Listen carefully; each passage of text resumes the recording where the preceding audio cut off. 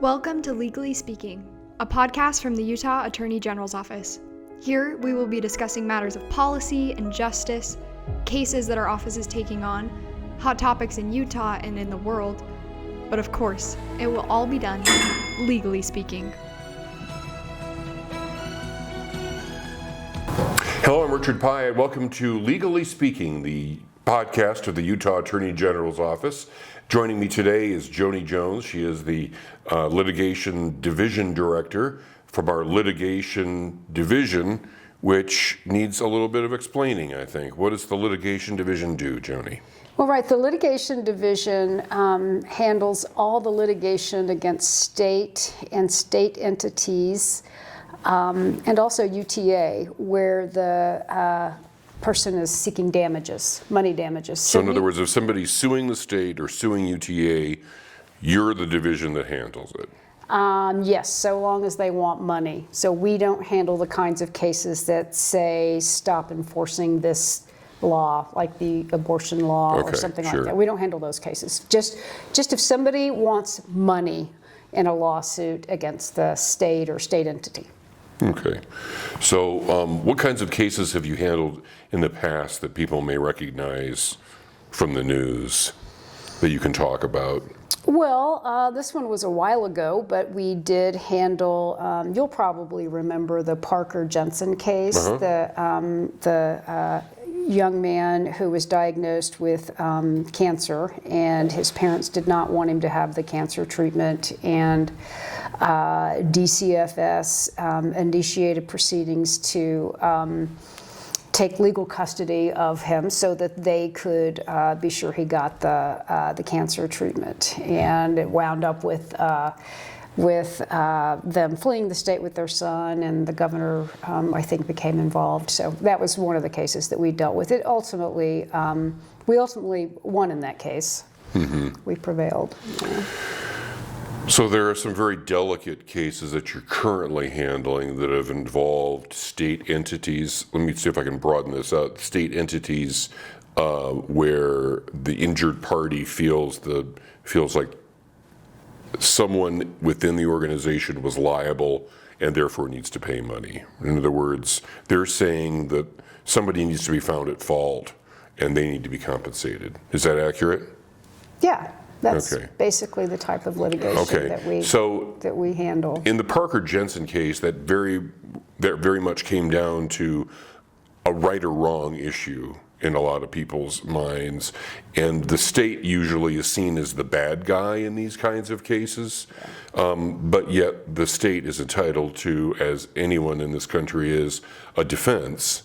So how do you decide how to defend the governmental agencies, which are sort of seen as the big looming rich bad guy, against having to pay too much taxpayer money to cover for this incident that happened? Well, I mean, of course, obviously we want to understand first, what happened. Did somebody do something wrong, and did they do something wrong at a level that could make them legally liable? So, I mean, we have to evaluate that. And then we also have to evaluate the types of laws at issue. The state and state employees have significant defenses that they can raise, like qualified immunity, absolute immunity. Actually, you can't actually sue the state itself for money damages under a federal law, for example. You can for a tort claim, for a personal injury claim. So we do a lot of personal injury accident claims, but we also do a lot of civil rights claims. Those have become our kind of biggest, and they're usually our most high-profile cases, the civil rights cases. So some of these cases, are there times when you get to the point where you've looked at all the facts about what's happened, a tragic situation on one hand, and then our duty is to protect the state's assets, within the law, Do you reach a point where it's better to simply settle these cases than it is to go ahead and litigate it in court? Well, of course, what the client wants to do plays a significant role in the decision that we ultimately make. So you're working for the state of Utah, UTA, all the different aspects of state government. That's your client. Right. The universities, all of the universities, the colleges, the technical colleges, all the state entities and the employees that are all, covered under the state insurance plan. We represent all of those. So a lot of our significant cases now are involving either higher ed or school districts. Okay. For example, of course, the McCluskey case was one of our significant cases that we've had recently. The University of Utah student that was killed by her boyfriend a few years ago. Yes. Yeah. Right. And then that one, what ended up happening with that one? How did your office act on behalf of the state in that kind of situation?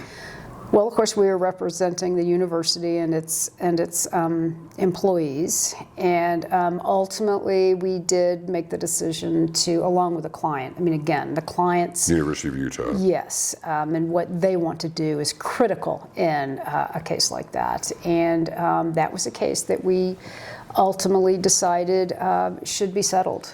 It was. There almost always are, and there certainly were legal arguments that we could have raised in that case, and some that we did raise early on. But it was, of course, a very tragic case that generated a lot of empathy among students at the university, and a lot of frustration, I think, that the students felt. And so we ultimately decided it was in the best interests of the client. The client agreed with that as well, to resolve the case. And one of the things that was really nice and I think significant about that case, it settled for a significant amount of money. But the McCluskey family dedicated all of that money to, they created a nonprofit in their daughter's name that was committed to improving campus security. So that, I think, was a positive outcome of a really tragic case. Yeah. So are the numbers of cases that you're seeing come through your division increasing as time has gone on, as the state is growing, as society kind of becomes more litigious in general? Yeah. I think that if we just focus on civil rights for a moment, what's interesting about, and that's where I've done all my work. I was a civil rights attorney. I was a torts attorney briefly, but I was a civil rights attorney, civil rights section director before I became the division director. So that's where I've done most of my work, and I'm most familiar with that. But that has become the area of litigation that's been the highest profile, the most significant, because it really, that's the type of litigation that really is addressing kind of the social issues of the day. And there's, of course, in recent years with the Me Too movement, there's been much more reporting of and attention to sexual assault, whether it be sexual assault at colleges and universities or, sadly, in high schools or junior highs with minors. That kind of litigation you're seeing much more of than you used to. And other types of litigation seeking to hold institutions liable for and failure to protect students is one legal theory. Mm-hmm. In addition to sexual assault, we're seeing more cases related to discrimination, race and national origin discrimination, such as the Tishner case with the really tragic death of the student in the Davis School District. Right. So we're seeing more of that type of litigation than we used to. I mean, in civil rights, it used to be, a UHP trooper pulled someone over, and they would claim, then the driver would claim that the stop was improper. So it would be a sort of a small case, as opposed to a really, vast case looking at the conduct of the institution, et cetera. Then there's the Miller case that settled recently. You'll recall that one, right? This was Valerie Miller was the woman who went to, she and her husband, John Miller, went to UHP in the 90s and reported that Valerie Miller had been sexually assaulted by a UHP trooper when she was a child. Back in the 60s. Yeah, right, when she was a child. Right. And UHP said that they would conduct a investigation into the officers who were allegedly involved. And UHP ultimately, I say UHP, Department of Public Safety, which is over UHP, ultimately issued an apology for that, because they recognized and acknowledged that the investigation had not been adequate. So you're seeing a lot more of that type of litigation. Okay. Yeah. None of these situations seem like they're very pleasant No. to deal with. No, they're not. So what is a good day? What does a victory look like for the litigation division? That's a good question. Do you feel like I'm trying to think of some of the things that we've had some victories in. Well, I guess what I'm saying is that there are people who think they can get money through frivolous and file frivolous lawsuits. So, I mean, if you're able to weed out who is actually damaged and who is just kind of trying to play the system, that to me seems like a big part of your job. Yeah. Where you're kind of separating the wheat from the chaff a little bit. Yeah, I actually have a good example of one that we just got resolved recently, and that was one where, and of course the underlying facts were tragic, as most of our cases are, and this one involved a child who had been treated at Primary Children's Hospital, and treated by a particular nurse there. And a few years after this child had recovered, the nurse made contact with the family, just saying, "Oh, I want to see how your child is doing." And sadly, he sexually assaulted the child and the siblings. He became close friends with the family and sexually assaulted the children. Very tragic case. However, the family attempted to hold the University of Utah responsible for that by saying they had not properly screened this employee at the time that they hired the employee, which itself was not true. But in any event, you can sort of see there how attenuated that was. There was a nurse who had worked at the hospital, I don't even believe was working at the hospital anymore, and years later, after he had met the patient there, he initiated a relationship with the family and then sexually assaulted the children. And so the court agreed with us that they couldn't show causation there. I mean, it was a terrible, tragic situation, but it wasn't the university's fault. Right. Yeah. Okay, I can see that. Yeah. It seems like in these difficult kinds of cases, you've got to have very skilled lawyers to deal with them. Yeah. Litigation attorneys are difficult to come by these days.